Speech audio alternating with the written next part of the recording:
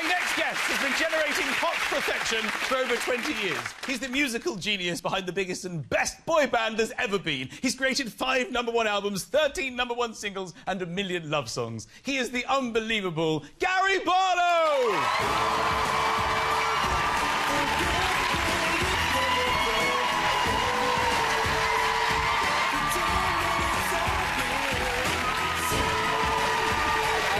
How are you?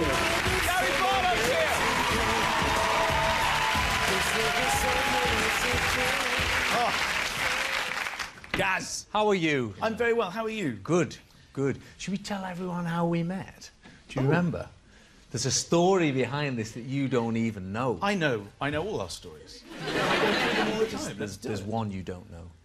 Go on. Shall I tell you? I want to tell everyone. Yes, because it was great. It was my 10th wedding anniversary, me and my wife, and we were organising a big party for our friends. You remember all this? Of course I do. And my wife said, you know, what we're going to do about entertainment? I said, well, I've got some friends coming who are singers. It's going to be great. Leave it to me. Leave it to me. I'm going to sort all the entertainment out.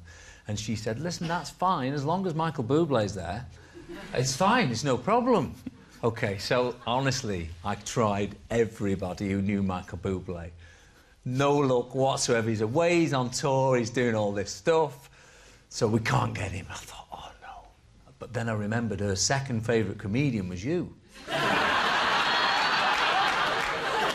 I only say that because, obviously, Peter Kay's a very close friend of ours, so I've got to put him first. Oh, it wasn't a joke, it was... No, it was actually true. It's actually true. It's actually true. But you're only second to Peter Kay. Don't worry. OK.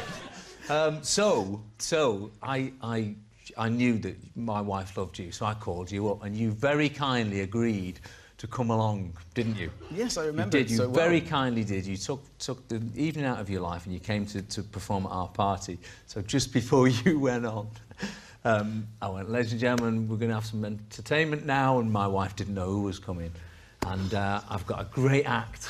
And my wife sat there thinking, here comes Bublé, here comes Bublé. Ladies and gentlemen, please welcome our first act tonight, Michael. She's thinking, here comes Bublé, McIntyre. Oh, no Bublé. But unfortunately, you were brilliant. You were brilliant, and you entertained us all. You were excellent. Sorry, I had to share that story. Now, Gary. Yes. You are looking incredible. Do you tire of hearing that? Never.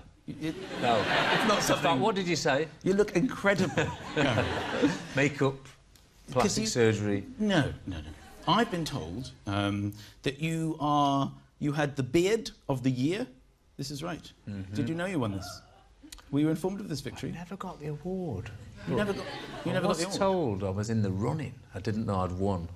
Ladies and gentlemen, I'd love... Thank you. We've got a scoop tonight. I can announce Gary Barlow is beard of the year. Haircut. You had the most requested... Do you know this as well? The most requested haircut of 2012. Yes. That was 2 years ago. But it doesn't mean it's not a great haircut. People go and they ask for the Gary Barlow. Is that right? It's an extraordinary situation. Wow.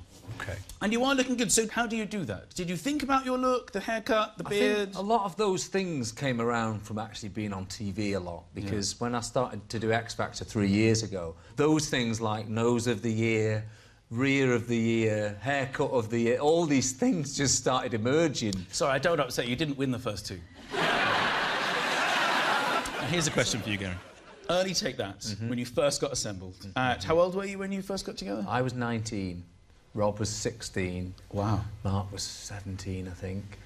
Howard was 47. Joking. He's going to kill me for that. He really is. Howard was a little bit older. I think he was 23. So if these teenagers and Howard walked onto the X Factor stage and sung your first song, and you're sitting on the panel, what do you think you would have said? Well, I remember when we first started, we were so ambitious. I mean, we really wanted to take the world on. But for the first year, definitely, we were rubbish. We were rubbish. We needed a lot of work, and we had choreographers who came in, we had singing lessons and all the rest of it. And our manager really did grow it from the ground up. But I did think we got quite good quite quickly as well. Well, there's no doubt that you did very well, Gary. But I'm just wondering, is it a yes from you? It's probably a no. A no? It's probably a comeback next year. And we'd have gone back the next year. Brilliant. And you'd have had that music. Yes. You know, that running music. Simon, what do you think Simon would have said? I don't know. Louis? Yes, it's a He'd yes. be yes. Oh, yes. Fantastic. Yeah. Absolutely fantastic, especially you two. When you said singing lessons, I want to know about what that means. Because I watch these people having lessons. Yeah. What does it mean? Tell me what to do, singing. In, like, the first lesson, what goes You'd on? warm up first. So how do you do that? Mamma mia fettuccine, mamma mia fettuccine.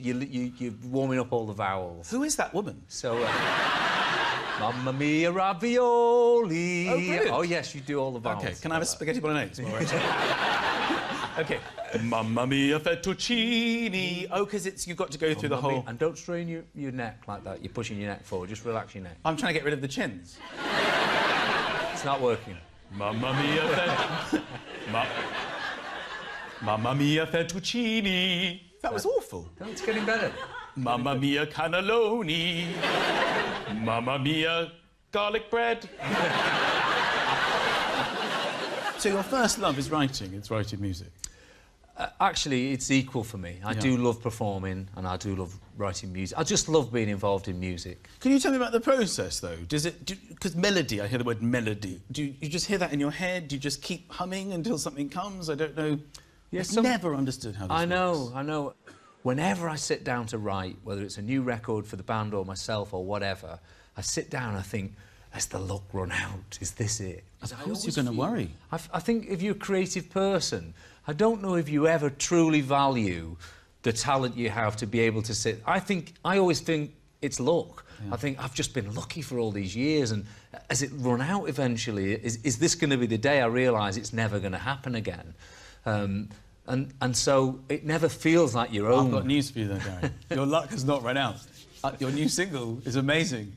We've got a clip from the video. Okay. It's very catchy. Thank you. Still got it, Gary! You still got it! Today I took back what was stolen and gave new life to what was frozen. One man talking, a dead man walking, 1,000 faces watch me falling. I made my peace with what may happen, accepted I won't be in fashion. Oh, you gave, I got it, yeah, you gave, I got it all back. Since I saw you last. Oh, come on! That is a monster hit! I should have had you in the video. I love your videos as well. They're so black and white and serious. You can't really do anything in this with black and white and serious. It's just, look at you, just so serious. I'm just so serious. Look at my hair. I'm going to win awards for this hair. You can try and copy my shaving. I've won Beard of the Year 3 years on the trot. Since I saw you last. And the outfit, Mama Fettuccine. Now, quite a serious song, though, it seems. I just sing along, but the lyrics, when you look at them, they're quite serious, Gary. What's going on here? They took my voice, erased my past. So what's this song about, Gary? Well, you know, in '99 I lost my record deal, and you know, 99% of me when we came back and started the band again and we were really successful, 99% was really humble. And then the other 1% wanted to write that song.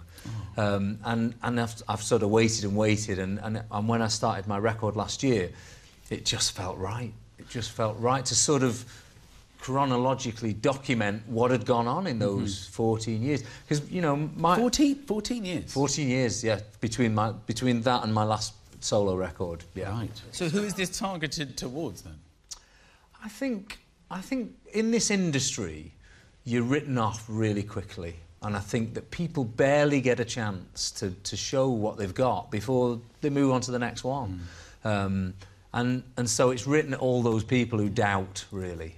Do you think, though, because you've got it back, the response, the sort of cinematic ending of you getting back with Take That, do you think was it almost worth it, those 14 years, or not? Oh, it completely was. Completely was. And, you know, I look at who I was back in '99, and I look at who I am now, and, you know, I learnt so much about myself in those years, And I kind of come back to this job now, really, with just a bit of a glint of a smile, because it's a funny business, you know, and if you take it too seriously, then you're missing out on a lot of enjoyment. Just enjoy every day you're here, because to me it's just a big treat now, this bit. And you know what? I know it's not going to last forever, but while it's here, I'm going to enjoy it. Well, you deserve to.